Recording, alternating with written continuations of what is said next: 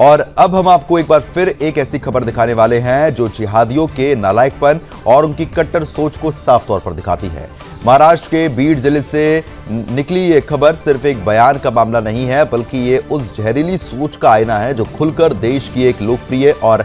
सख्त मुख्यमंत्री को दफनाने की धमकी देती है। जी हां, महाराष्ट्र के बीड जिले के माजलगांव में हुई आई लव मोहम्मद कार्यक्रम के दौरान मौलवी अशफाक निसार शेख ने मंच से यूपी के सीएम योगी आदित्यनाथ को लेकर जहरीला बयान दे दिया।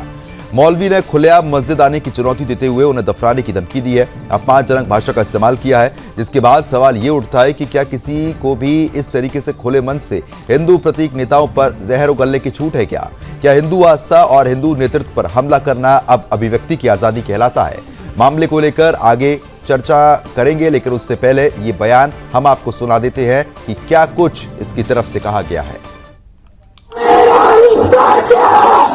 का टकला, उस टकले को इतनी हिम्मत नहीं होती कि वो हुजूर सल्लल्लाहु अलैहि वसल्लम के शान में गुस्ताखी करे। मोहतरम सामने किराम, मैं उस योगी को मजले-गांव शहर से मुस्तफा मस्जिद के सामने से ये चैलेंज करता हूँ कि अगर ऐ टकले तेरी अगर इतनी हिम्मत है तो तू मजले-गांव में आकर खाली सिर्फ और सिर्फ आका सल्लल्लाहु अलैहि वसल्लम के नाम के जो गुस्ताख है, जो गुस्ताखी का जो आई लव मोहम्मद के नाम पर जो आज बैनर लगा रहे हैं, अगर तू उन्हें अरेस्ट करेगा तो मैं कसम खुदा की मुस्तफा मस्जिद के सामने के उसे टकले को चैलेंज करता हूं कि तू मजले-गांव से हमारे साल भैया के ढाबे तक भी तू नहीं पहुंच पाएगा कि तुझे उठाकर सीधा तुझे दफना दिया जाएगा।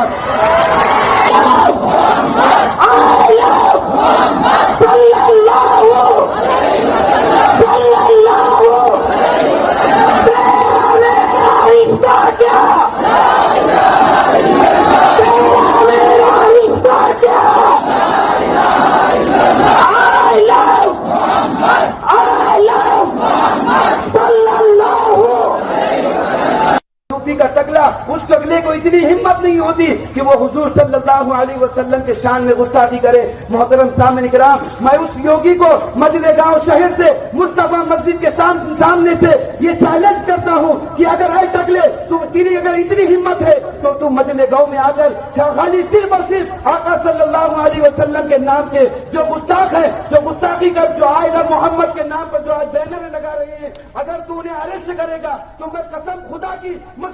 तो फिलहाल जिस तरीके से आप लगातार सुन रहे थे, इस जिहादी की सोच साफ तौर पर इसके शब्दों पर बयान हो रही है कि किस तरीके से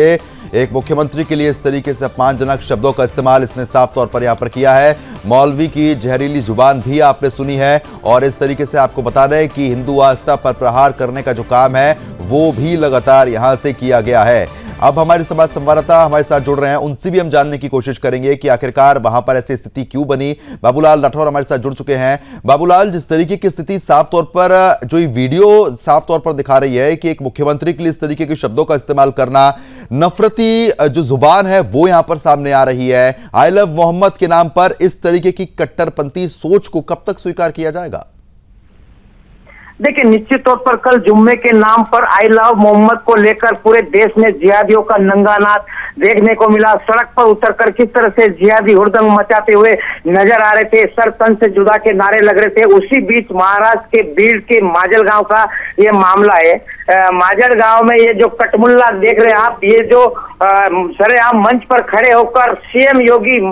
जो है उत्तर प्रदेश के मुख्यमंत्री सीएम योगी को सरेआम ये धमकी दे रहा है, और सिर्फ धमकी ही नहीं दे रहा है, सीधे दफना देने की ये बात कर रहा है। लेकिन इस कटमुल्ले जिहादी के ऊपर अभी तक पुलिस की तरफ से कोई कार्रवाई नहीं हुई है, और इस पूरे मामलों को लेकर सुदर्शन न्यूज के प्रधान संपादक डॉक्टर श्री सुरेश चौहान जी ने आह्वान किया है कि इस कटमुल्ले को तुरंत गिरफ्तार किया जाए, वरना चलो माजलगांव का नारा देकर दिल्ली से माजलगांव को आऊंगा और लाखों की संख्या में हिंदुओं को वहां पर एकत्रित करेंगे, फिर देखते हैं कटमुल्ला क्या करता है। तो निश्चित तौर पर अब डॉक्टर सुरेश चौहान जी ने भी खुली चेतावनी दी है कि अगर इस जिहादी कटमुल्ले को गिरफ्तार नहीं किया तो मैं माजलगांव आऊंगा, चलो माजलगांव का नारा दिया जाएगा। तो अब देखने वाली बात यह है कि जब डायरेक्ट एक उत्तर प्रदेश के यशस्वी मुख्यमंत्री जो एक संत है, साधु है, और उनको इस तरह से धमकी दे रहा है, धमकी भी ऐसी वैसी नहीं दे रहा है, सीधा दफना देने की बात कर रहा है। हालांकि इस घटना को लेकर अब हिंदू